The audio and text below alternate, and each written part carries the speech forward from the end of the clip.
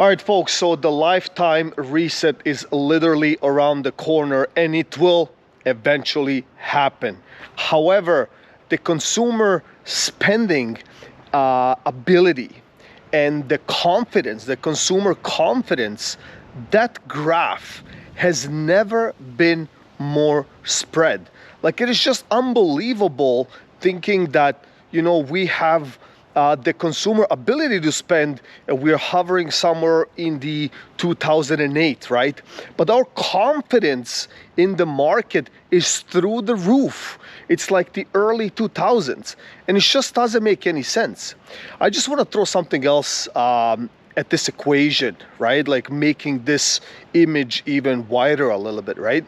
So in the early 2000s, right, like 75% of consumers and people believed that they can improve on their situation moving forward, right? Like whether that's the lifestyle improvement or employment improvement, but it's 75%. Then in the 2015, that went down to 50%, right? So out of 100 people, 50 people believe that they can improve. And today it's 25%, which means 25% of the people believe that they can do something and everybody else is just lingering around. However, I'm going back to the graph because the graph is still stating that the consumer confidence, it's still through the roof.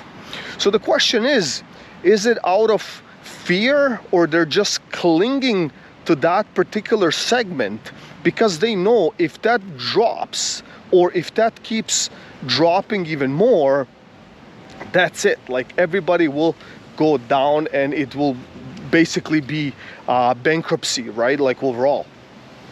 So that's what it feels like. That's what it sounds like. So on top of that, like I just wanted to do a little game here, right? Like you see these townhomes here, right? So this is Port Credit, Mississauga. It's literally across from Lake Ontario. So let's do a little game, right? So there's a townhouse in a middle unit for sale. You guess the square footage first.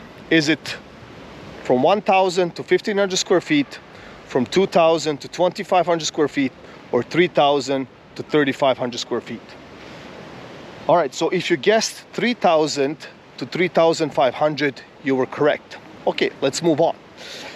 Is the price from million to 1,500,000, 2 million to 2,500,000, or 3 million to 3,500,000? All right, so the price is $2,800,000. All right, so let's move forward. Maintenance fees. Do you think they're $500, $700, or $900 a month? All right, if you guessed 900 plus, you were correct. Now let's go into annual taxes. 10,000 a year, 12,000 a year, or more than $17,000 a year.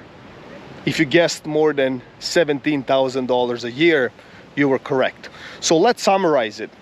Over 3,000 square feet, it's a townhouse in a complex across from Lake Ontario in Mississauga.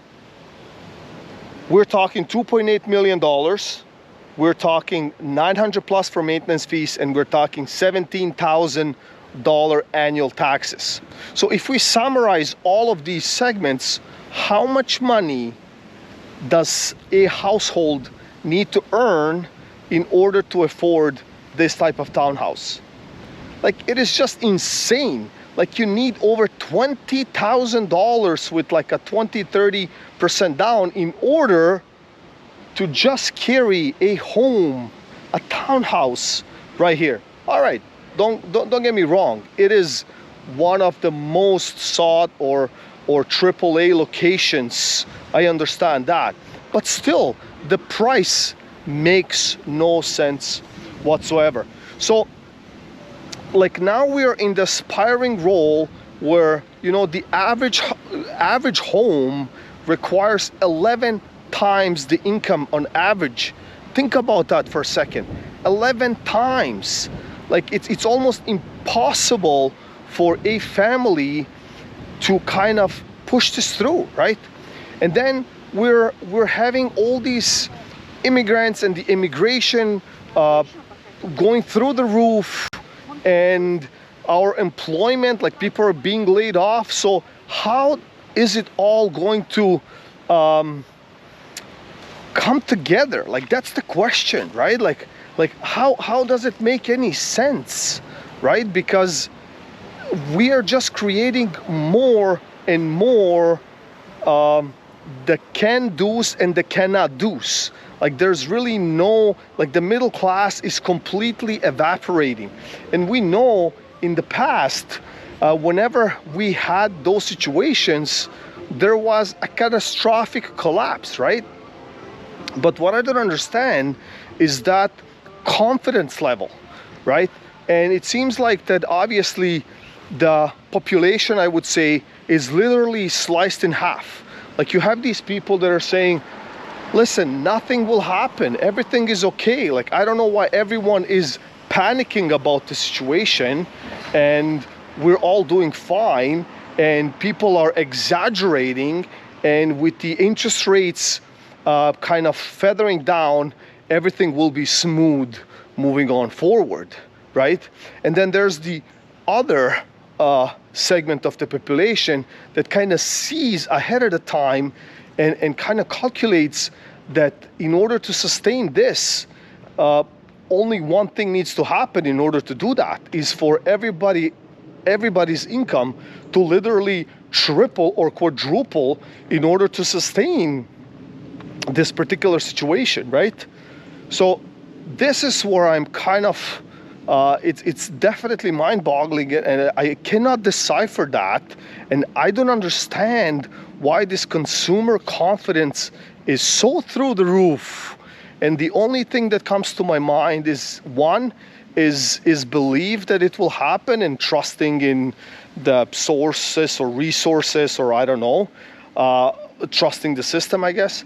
And the other one would be basically out of fear, right? Because they're fearing what's to come, and the only way for them to kind of justify their maybe steps or their moves along these years is because of that, because they have never felt pain. Every move that they did in terms of investment or in terms of everything in the last 2 decades brought them prosperity, brought them money, brought them more equity, right? So I think that's the only thing that people are not willing to let go of, that confidence, even though everything else is rotting and falling apart, and the lifetime reset is literally around the corner. So I hope you get something out of this video. Please like, share, and subscribe, and I'll see you in the next one.